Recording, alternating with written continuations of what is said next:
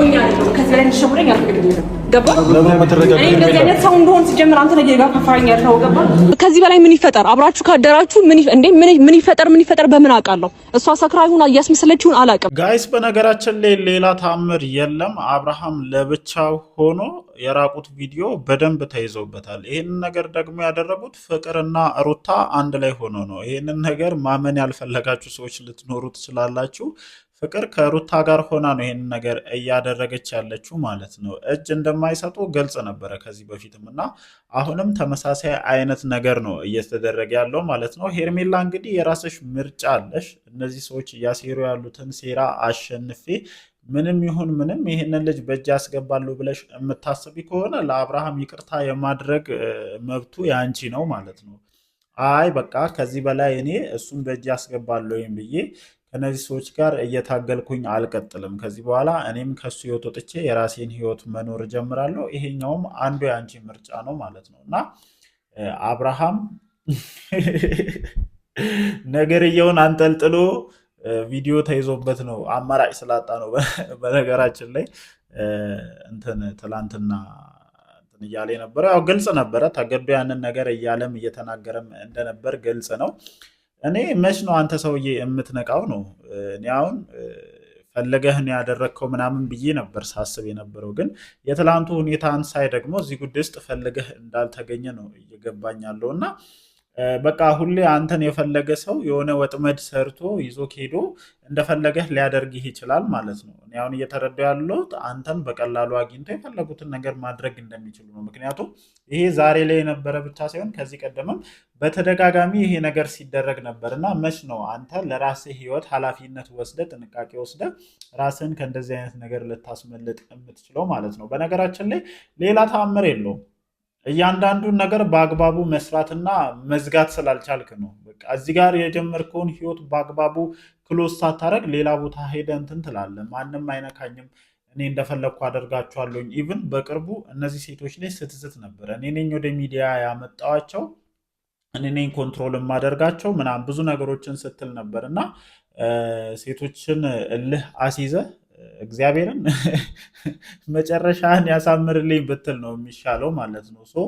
ነገሮችን በስምምነት መዝጋት ብትችሉ ኖሮ እዚህ ደረጃ ላይ አትዳረሱም እናንተ።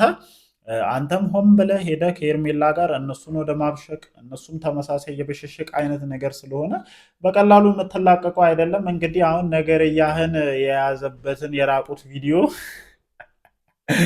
ከፍቅር በምን አይነት መንገድ ታስለቅቃለህ? እግዚአብሔር ይርዳ ነው እንግዲህ። ትንሽ ካበሳጨሃቸው ማለት ነው። በነገራችን ላይ ከመልቀቅ ወደኋላ ይላሉ ብዬ አላስብም። እዚህ ጉዳይ ውስጥ ህግን አስገባለሁ ካልክ ያው የአንተ መብት ነው።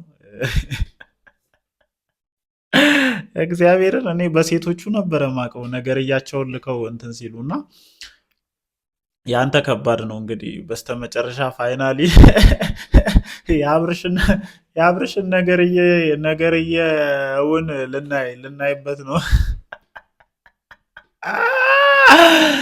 እና እንዴት ናችሁ ጋይስ? ደህና ናችሁ ወይ? አለን እግዚአብሔር የተመሰገነ ይሁን። ዛሬም እንግዲህ በአብርሽ ነገርያ መተናል።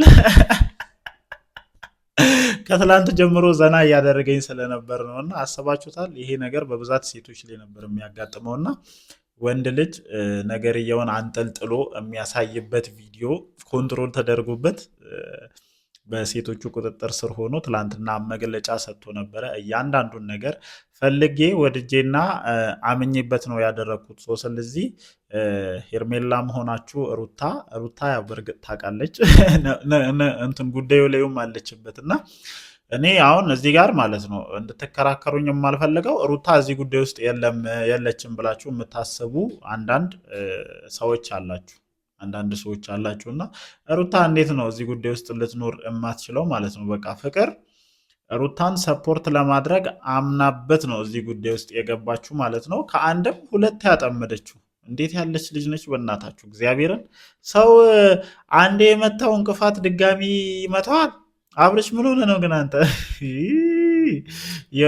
ከሶስቱ የየትኛዋ ፍቅር እንዳጀዘበህ እኔ ምንም ሊገባኝ አልቻለም። ግን የሰራቸው ስራዎች በአጠቃላይ ህይወትን ተረጋግተህ እንድትኖር ወይም እንድትመራ የሚያደርጉ አይደለም። ለእያንዳንዱ ነገር ዋጋ ትከፍላለህ። ያው ይሄ ዋጋ ከምትከፍልባቸው ነገሮች አንዱ እንደሆነ ነው ሜቢ እንደኔ የማስበው እና በጣም ብዙ ዋጋ ትከፍላለህ። አይዞህ፣ በርታ፣ ልክ ነህ፣ ከሴት ሴት እንደ ፌንጣ ዝለል ስትሉ የነበራችሁ ሰዎች በሙሉ ይህንን ልጅ ወደ ምን አይነት ቅርቃር ውስጥ ወይም ምን አይነት ገደል ውስጥ እየገፋችሁ እየከተታችሁ እንደሆነ እየገባችሁ አይመስለኝም ማለት ነው። በዚህ ሁሉ ነገር ውስጥ የምታሳዝነው ሄርሜላ ናት። ለምን እንደማዝንላት ታውቃላችሁ? ያደረገችው ነገር ወይም እዚህ ፍቅር ውስጥ የገባችበት መንገድ ትክክለኛ ባይሆንም ዋጋ ከፍላለች። ምን ያክል ይሄንን ልጅ እንደምትወደው ምን ያክል ይሄንን ልጅ እንደምታፈቅረውና እሱም ብላ የትኛውንም አይነት ነገር ከመጋፈጥ ወደኋላ የምትል አይነት ሴት አለመሆኗን አሳይታለች።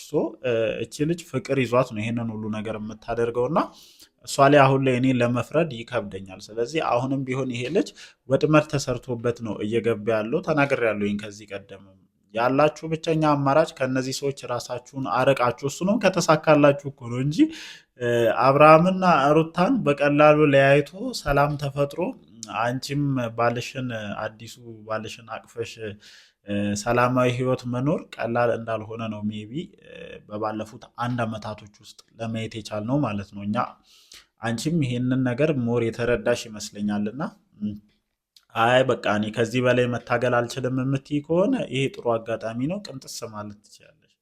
አይ የመጣው ይምጣ፣ እነዚህ ሴቶች እኔ ላይ እየቀመሩ የምወደውን የማፈቅረውን አብርሽዬን አይወስዱብኝም የምትይ ከሆነ ደማቸውን ለማፍላት እንግዲህ ይቅርታ ማድረግ ነው ያለብሽ ብዬ ነው እንደኔ የማስበው።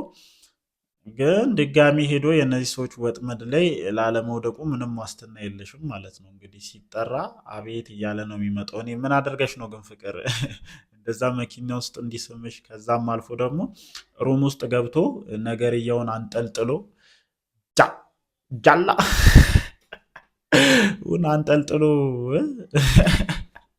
ቪዲዮ እስከሚያዝ ድረስ የደረስሽው አይሚን አላቅም። ለማንኛውም ግን ነገሮች ከተካረሩ ነገርየው ይወጣል፣ አትጠራጠሩ እያለች ነው ፍቅር ያለችው። እና ለማንኛውም የሚፈጠሩ ነገሮችን አብረን ለማየት እንሞክራለን ማለት ነው። እናንተስ በዚህ ዙሪያ ምን አይነት ሀሳብ አላችሁ? እንደተለመደው ሀሳባችሁን ኮመንት ሴክሽን ላይ አስፍሩልኝ። እወዳችኋለሁ።